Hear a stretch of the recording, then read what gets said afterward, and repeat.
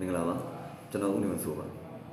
GPSC English Online ကိုပြန်နေကြိုဆိုပါရစေဒီနေ့ရှင်းပြမယ့်အကြောင်းအရာကတော့ကျွန်တော် Grade 11 English စာနဲ့ Grade 12 English စာ text တွေမှာပါတယ်မြန်မာလိုဆိုတော့တန်ပြီးကျောင်းခွဲလို့ခေါ်တဲ့မျိုးစား၃မျိုးကိုပြောပြချင်ပါတယ်ပြောပြရှင်းပြချင်ပါတယ်ဒီ၃မျိုးတော့ပါတယ်လို့ synonyms နဲ့ antonyms နဲ့ antonyms နဲ့တော့ homonyms ၃မျိုးဖြစ်ပါတယ်ဒီ၃မျိုးမှာမြန်မာလိုဆိုတော့သူကတန်ပြီးကျောင်းခွဲလို့အဓိပ္ပာယ်ရမှာပေါ့ဆိုတော့ grade 11 grade 12 English စာ text တွေမှာပါတယ်တဲ့ကြောင့်မလို့မကြခင်ဖြစ်ဆိုရမယ့် grade 12 English စာမှာလည်းဘာလို့ပါလာနိုင်ပါလဲဆိုတော့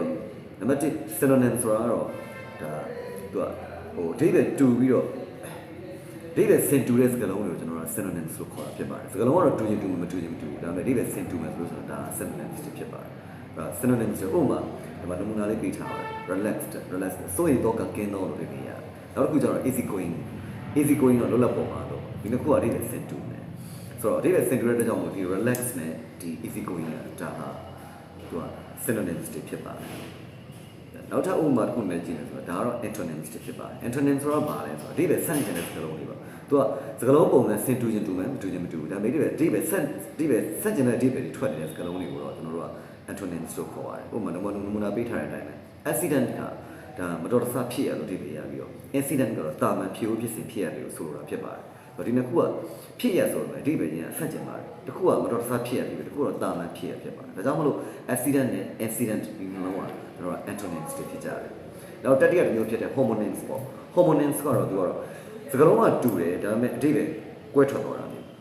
စကားလုံးတစ်လုံးလေးကိုပဲကျွန်တော်တို့အဓိပ္ပာယ်2မျိုး3မျိုးနဲ့သုံးနေကြတယ်ဒါတွေဆိုလို့ကျွန်တော် homonyms လို့ခေါ်ပါတယ်ဥပမာဒီမှာနမူနာပေးထားတဲ့အတိုင်းဆိုလို့ရှိရင် right ပေါ့ right ကသူ့ရဲ့အဓိပ္ပာယ်ကမှန်ကန်တော့ဒါပေမဲ့သူ့ကိုကျွန်တော် right ကိုပဲကျွန်တော်ညာဘက်ဆိုအဓိပ္ပာယ်ထွက်ပါပြီအဲ့လိုမျိုးပဲဒီတိုင်းပဲကျွန်တော်တို့ဒါ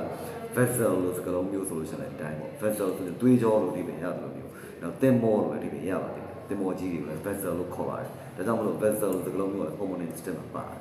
ဆိုတော့ဒါ grade 12 မေးခွန်းမှာဆိုလို့ရှိရင်တော့ဒါ number 2 မေးခွန်းလောက်မှာဒါမေးလာနိုင်တဲ့အနေအထားမျိုးရှိပါတယ်ဆိုတော့ဥပမာနမူနာလေးတစ်ခုပေးထားတာပေါ့နော် the words attitude and outlook are blank ဆိုပေးထားတယ် choice နဲ့တော့ခုတဏှီကြောင့်ဝတ်၃မျိုးဖြစ်တဲ့ synonyms antonyms homonyms ၃မျိုးပေးထားတယ်ဆိုတော့ attitude ကသဘောထား outlook ကလည်းသဘောထားဒါကြောင့်အဓိပ္ပာယ်တူတယ်အဓိပ္ပာယ်တူတဲ့စကားလုံးတွေဖြစ်တဲ့ကြောင့်ဒီ attitude နဲ့ outlook ကတကယ်တော့ synonyms တွေဖြစ်ပါတယ်ဒါကြောင့်မလို့အဖြေမှန်ဒီနံပါတ်8 synonyms ဖြစ်ပါတယ်ခင်ဗျာဒါလေးရှင်းပြနေတာဖြစ်ပါတယ်ကျွန်တော်တို့ဒီတက်ပို့ပြီးတော့အသေးစိတ်ထပ်ပြီးတော့မေးခွန်းနဲ့ပတ်သက်လို့တော့၎င်းသင်ခန်းစာနဲ့ပတ်သက်လို့၎င်းအသေးစိတ်သိနေတာရှိလို့ရှိရင်လည်းဒီဖုန်းနံပါတ်ကိုဆက်သွယ်မေးမြန်းပြီးတော့တိုက်ရိုက်မေးမြန်းနိုင်ပါတယ်ကျွန်တော်အသေးစိတ်ပြန်လည်းရှင်းပြပေးပါမယ်ကျေးဇူးတင်ပါတယ်